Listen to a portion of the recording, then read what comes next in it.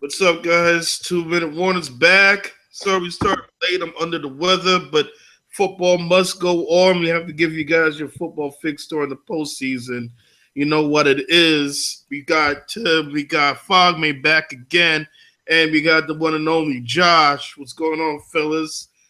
Pew, What's up, pew, pew. Sean? What's good? What's What's good? up, Sean? Sean got I'm under the weather Sean too, got man.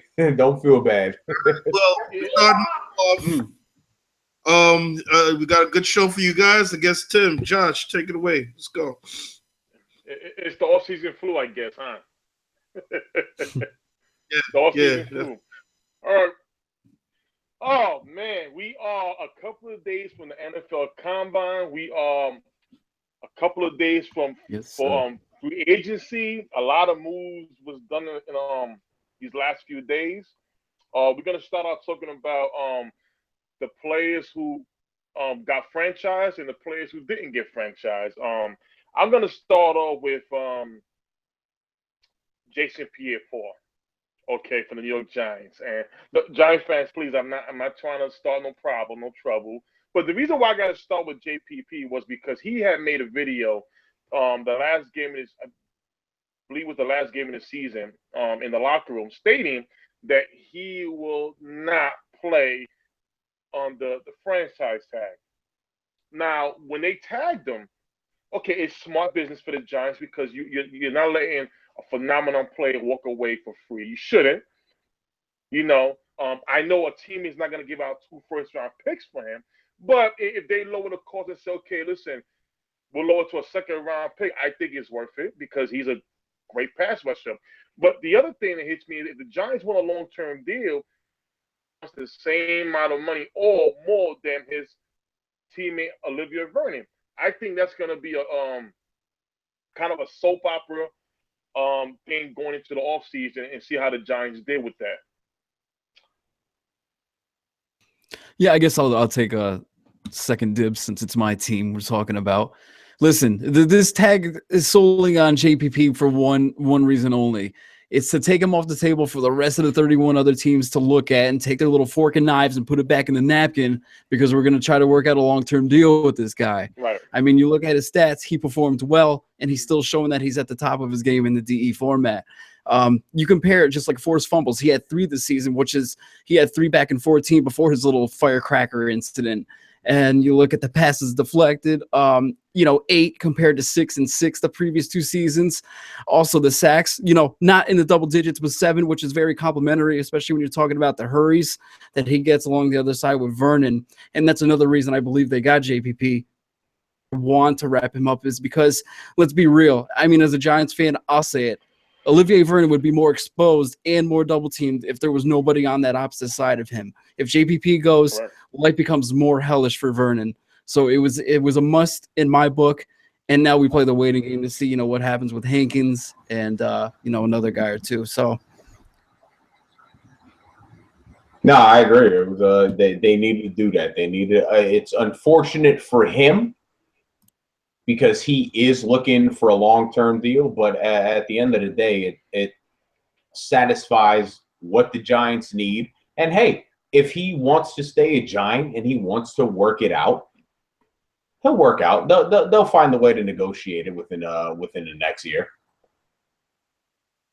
Yeah, but listen, well, as a Cowboy fan, I hope it doesn't work. I'm just being honest. I'm just being real about it. Because he is a force, and the Giants' defense is serious. Just as many people compliment the Cowboys' O-line, you have to compliment the Giants' defensive line.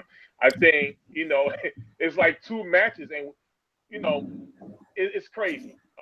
But we'll see what happens. yeah, but we want to talk about, in this down, we're talking about the quarterback situation for Cleveland Browns. Next down is when we're going to tackle all the free agents, if they was good or not. So, Tim, Oh, this is the first down. We're starting off with Cleveland. It's going to be a bang. This is a big debacle we got going on in Cleveland town now. So we got reports coming out today about the Patriots. We all know the Patriots love playing their little head games. This is like Bill Belichick month. I swear he's in his little Joker hat, sitting behind his desk, just rubbing his palms together. No, we're not interested in trading Garoppolo anymore. He's off the table. So what does that do? Raises the stakes even more for Garoppolo, and it even raises draft pick stock for AJ McCarron, who was in a division rival with the Cleveland Browns in Cincinnati. And even AJ McCarron has voiced himself that he believes he's going to be traded, whether it's to Cleveland or not. He hasn't specified, but he still feels he will be. So, Tim, you have anything that you've been, brainstorming over there in the past week? I know we've been off for a week or so, so I know you've been doing some work. I want to remind everybody who watched the 2-minute warning draft special 2 weeks ago when I know me and Josh said something towards the end about Hugh Jackson, AJ McCarron, and Hugh Jackson. And AJ McCarron played for Hugh Jackson. Am I correct? Correct.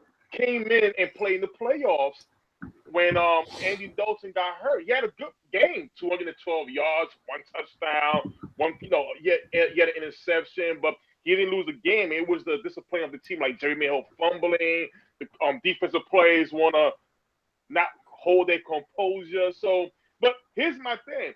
Why waste a first-round pick on Garoppolo, somebody you don't know, where you can maybe waste a second-round pick? Hell, you got 10 draft picks.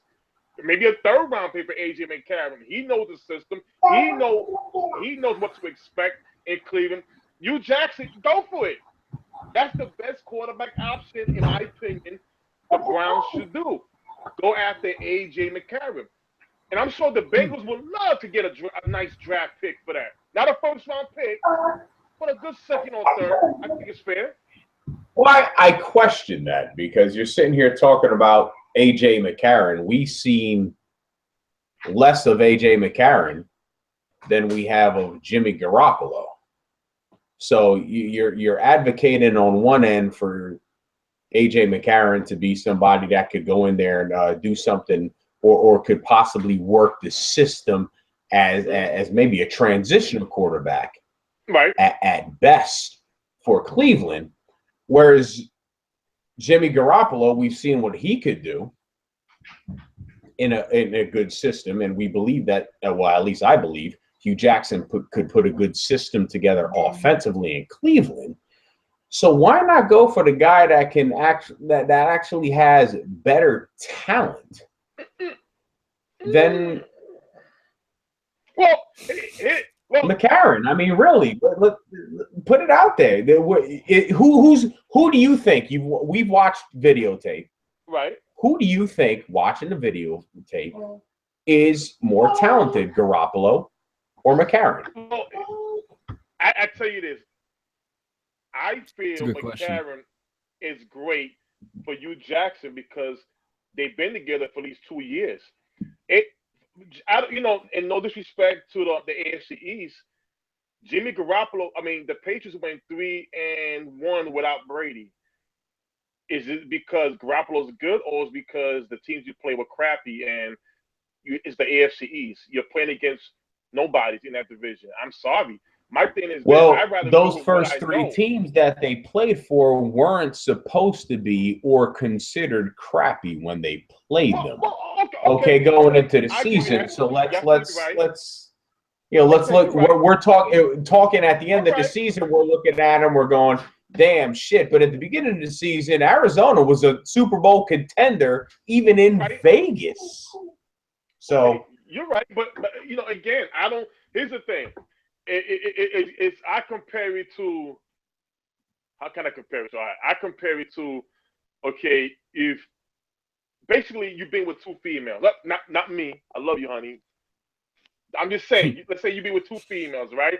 One likes to have a good time. You know a lot about her. She makes you feel good. You having a great time during Netflix night. But then you got one who's a blind date. We know how blind dates are. We was all young before. When you say, yo, how she look? Oh, she's nice. What? That scares you off. I ask you how she looks. When you hit the word nice, you're basically not saying she's pretty or she's hot. Well, what all men want to hear. So let's keep it real. So my thing is this: I'd rather get used to the female who basically I feel comfortable with. I know I'm gonna have a good time. We on the same page, rather than a mystery. Jimmy Garoppolo is a mystery. He's a mystery, in my opinion, Right. because he's never worked with you, Jackson. Don't get me wrong; he's not a bad idea. If you want to, every trade is a risk.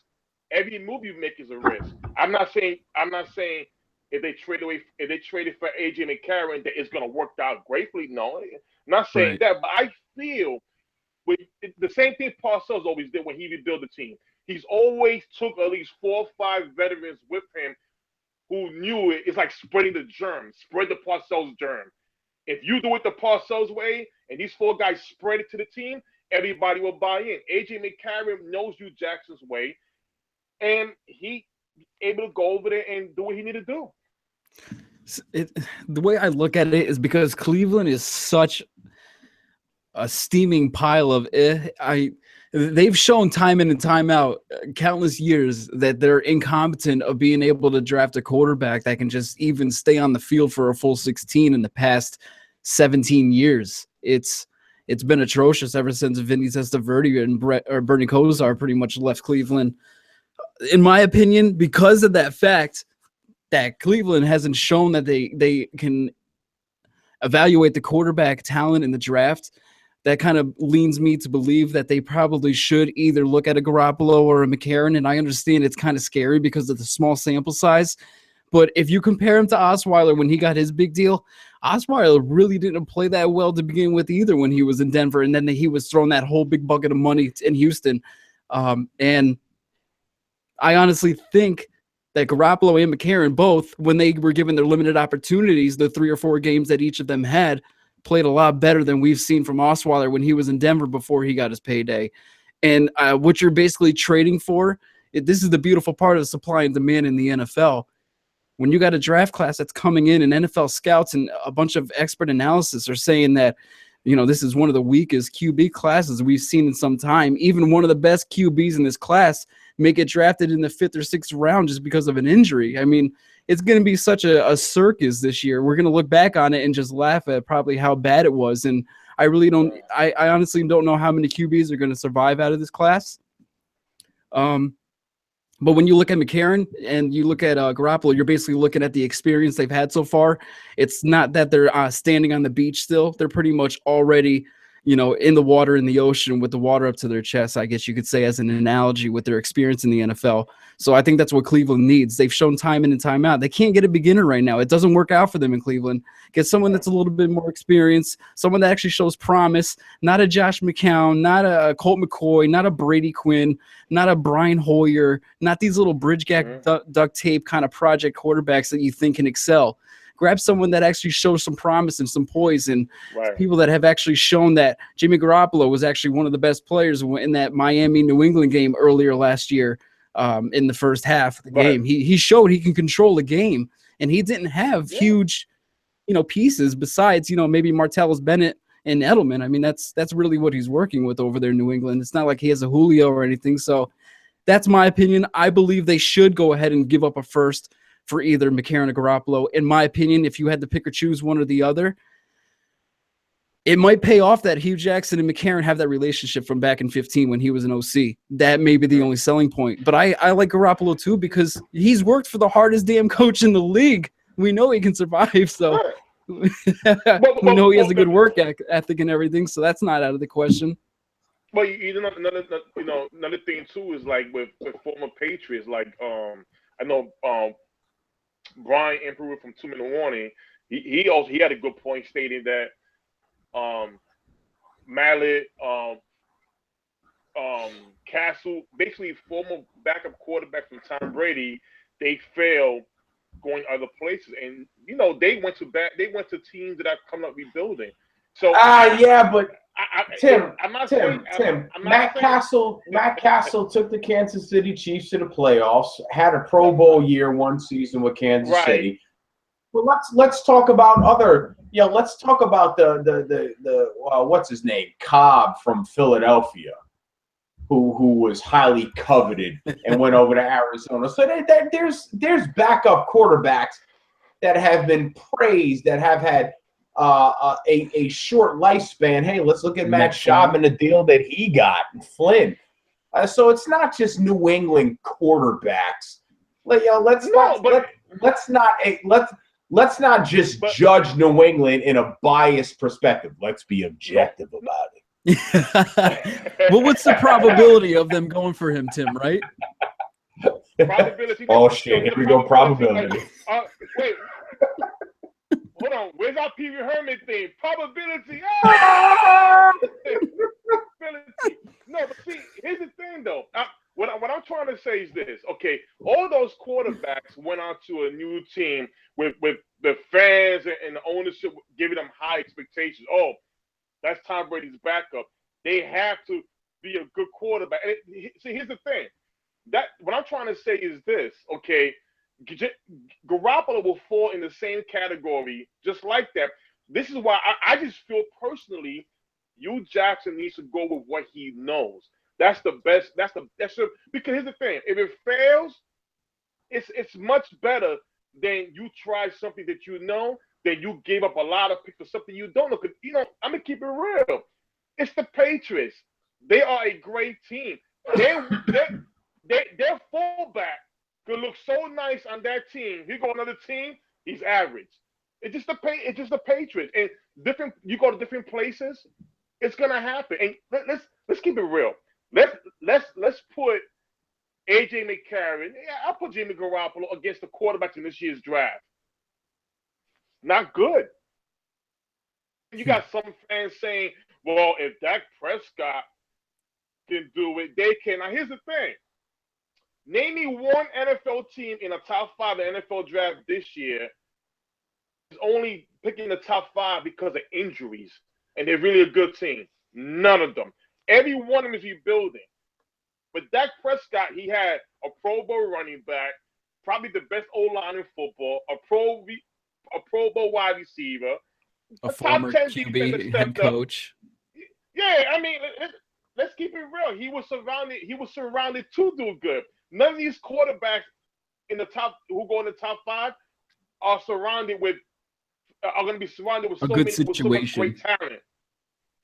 There you go. So what are you doing? Are you making an argument for Garoppolo or no? Because off of what you just said, and I agree wholeheartedly. This quarterback class is not anything great. I'd take Garoppolo or AJ McCarron at this point if I'm Hugh Jackson over what's coming out.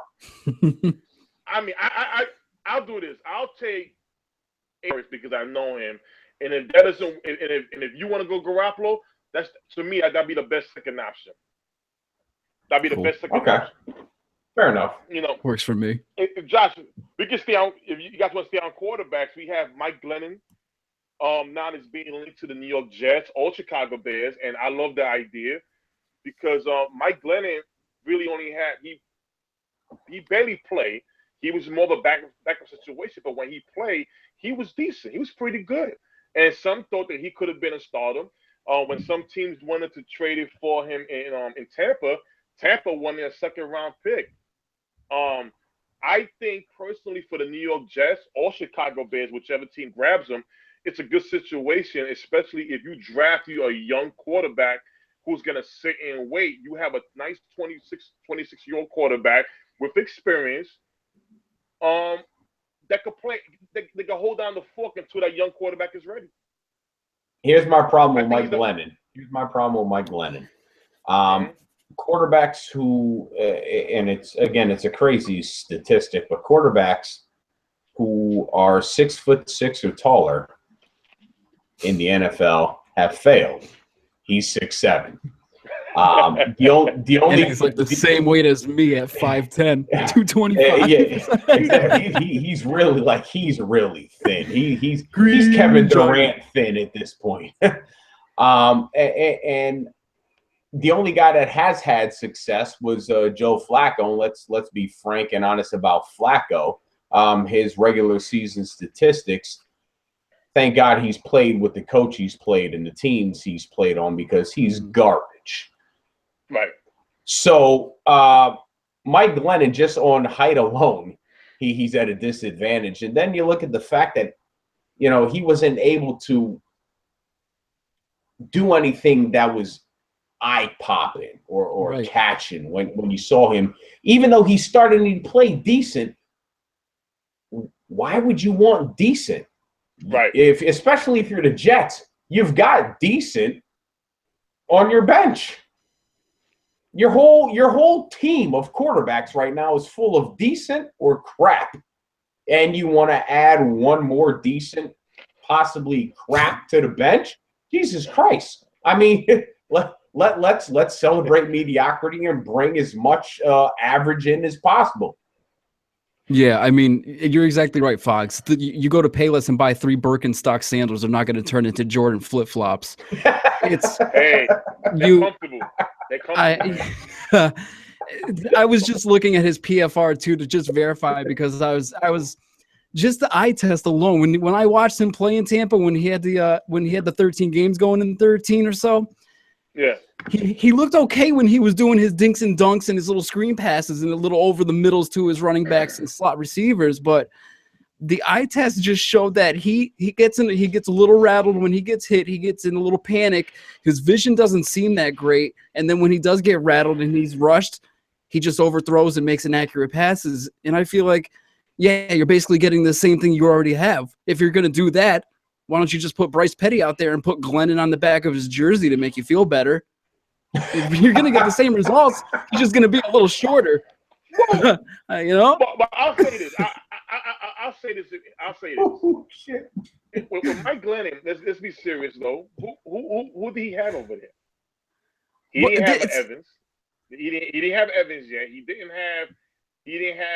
had Hamster a little bit, what's his name? Here's Tim. Here's one thing I will tell you, and I've noticed in any analytics that I've done on quarterbacks. You can't teach accuracy. You can't teach completion percentage. And if a guy is a 59 to 62 completion percentage guy in college and he comes to the NFL and he's completing 57 to 59% of his passes, that's what he is. You have an opportunity if you put some good players around him, star players around him, where his numbers may spike 2 or 3%. But the overall basis is this is what this guy's going to be. So Glennon is a 83 rating quarterback with a 58 to 59 completion percentage. Tell me a top quarterback, a top 15 quarterback in the NFL in the last 20 years who has been that and has done anything moderately successful. See, Fogg, here's the thing. I believe in sometimes players need a change of scenery. Just because you may look bad or just decent in one spot, but when you go to another spot, you may just look even better. I don't think he was surrounded by anything really good. My whole thing is that with Glennon, if you look at the Jets quarterback situation, okay, they invested a second-round pick last year in Hackenberg. So my thing is this: you got a whole maybe if he might not be ready. Okay, now you got Bryce Petty. Bryce Petty didn't get drafted by the same management that's on the Jets right now. That was different management, different coaching staff. So I think he's the odd man out. Now Geno Smith is somebody who never really got a fair shot, and it just he basically lost the job basically because of change of management. And last year when he came in, he got hurt. If I'm the Jets, I would not mind just going with Glennon. Hopefully they can keep Geno as the backup to see what they got and develop Hackenberg as your future guy because this management picked him for a reason. Okay, but Tim, here you go. Mm-hmm. You're talking change of scenery. Glennon was a 60% completion quarterback at North Carolina State. He went to Tampa Bay. He's completed 59% of his passes. I don't give a shit if you send him to San Francisco, Jacksonville, Arizona, or New York. Guess what he's going to complete? 58 to 61% of his passes at best. Guess what kind of quarterback rating he's going to have? 80 to 83 at best. Guess what kind of ranking of a quarterback that's going to be in the NFL any year, any given year? 20 and So are we saying that the way you play in college will be the same you play in the pro? Because I've seen there's been quarterbacks who were Heisman Trophy winners that come to the NFL and look trash. It's just like what Josh said earlier. There's certain statistics, Tim. There's certain statistics, Tim, that you can look at and you go, "Wow." It kind of goes back to Bill Parcells and how Bill Parcells used to grade talent when he was looking at talent coming out of college. And there's certain statistics that I've looked at over the years where completion percentage is something that can't be taught, Tim. And when you look at that and you go, wow, if this guy completes 65 to 68% of his passes in college, chances are if he gets to the pros, he's going to complete 63 to 67% of his passes. If this guy's completing 60% to 62% of his passes in college, chances are that's what he's going to complete in the NFL. It's not going to be that much greater. And when you're a quarterback that's looked at and brought onto a team that, hey, this guy could be a guy that we could put in and potentially be a starter, you're either going to get better or going to get worse. But based on your completion percentage, and that's what I look at when I look at quarterbacks, on your completion percentage. If you ain't completing shit in college, you're going to complete shit in the NFL. I remember that. Hold on, wait a minute, Josh. May I get this one, Josh? Do we all know what was Tom Brady's completion percentage in college? May I give him to you? 60% or 59%, something like that. Yeah, 60%. Yeah, and guess what he's completing in the NFL, Tim? Guess what he's completing in the NFL? He's completing 63% of his passes in the NFL. It's only a 3% increase. So cut it out. It got better. Yes, it can get better. Did it get significantly better? Did it get significantly better? Listen, Joe Montana was completing 62% of his passes at Notre Dame. Guess what he did in the NFL? 62%. He's got a point. I think I'll wait, Tim. I'm waiting. I do believe the completion percentage can always jump up on a better situation. You learn. No, the completion percentage can jump up on any given day if you are a good completion percentage quarterback. Take Matt Ryan, for instance. He's been decent throughout his entire career. Matt Ryan, if you look at the last 6-7 years in the NFL, Matt Ryan's been a top 10 quarterback in the NFL, borderline top 5 quarterback in the NFL, especially in completion percentage. And he's had jumps in 2012 and now this past season, 2016. But again, this man is a 65% completion quarterback. Not to mention, Glennon started his career in the 59 percentile, while Tom Brady, he's never seen a 59 percentile season in his life, except for the first, 2000 year when he went 1 for 3, if you're really going to hold that against him. Tim, let me tell you something. I like Mike Glennon. I really did like Mike Glennon coming out of college. I'm telling you right now. Yeah. Mike Glennon Ryan type of quarterback. Exactly. He's nothing for nobody right now because, like Josh just said, he looked like a Matt Ryan type quarterback, but Matt Ryan was had a higher completion percentage at Boston College than Glennon did at North Carolina State. Yes, sir. All right. Well, Dan, I wasn't gonna read your Tim Tebow's percentage, but you know what? His college was better. You know what? I want to go there. We got to get to the second down, Tim, before you start that whole chapter. Woo! No, but see, but here's the thing. All right, so if my idea of Mike Glennon is no good, and I'm gonna hold y'all to this. If good. My idea I hope Mike you do. It's not good. So, what do you do for the Jets? Let's put our GM hat on. They're not in win now mode. Why would you go for balls to the walls right now? I'm just telling you, they're not in win now mode. So just play with what you have. Wait for next year. But what do they have? You got to go with a plan. You have to see what you have. You don't draft more crap when you have to test out your crap you have. It's like you have 2 RC cars in the box still. Are you going to buy another RC car? Try the 2 you have. But here's the thing. Try the 2 you have. They could be great. You don't know. Try them out. The the thing is this: Bryce Petty is not in their plans. You only got Hackenberg your number. You don't know that because we haven't seen him play, Tim. Well, Hey guys, let's wrap it up.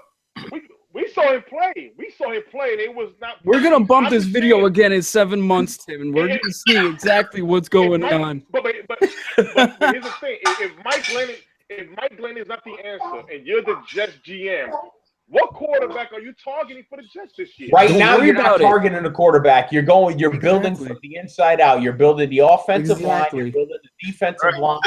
Let's you're getting your whole hands on and you're blowing it up. Okay, but who's the quarterback? Hulk smash, baby. Hulk smash. Sean, wait a minute. Sean, are you doing anything September 9th? What's December 9th? Can you play quarterback for the New York Jets? We need a quarterback. Can you play quarterback, Sean? We need it. They don't have a quarterback. We got the Jets need a quarterback. So what's their plan?